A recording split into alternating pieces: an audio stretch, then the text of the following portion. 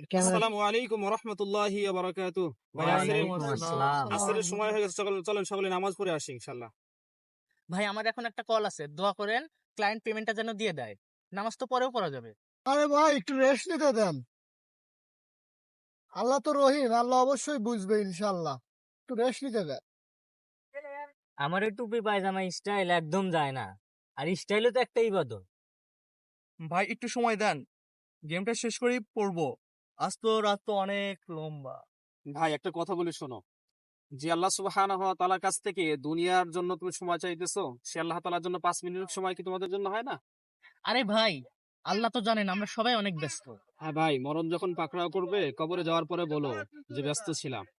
যখন আল্লাহ সুবহানাহু ওয়া তাআলার পক্ষ থেকে ফেরেশতারা প্রশ্ন করবে যে দুনিয়াতে কি করছো, কি আমল নিয়ে আসছো, তোমার রব কে, তখন এই কথাই বলে উত্তর দেও যে ভাই দুনিয়াতে ব্যস্ত ছিলাম।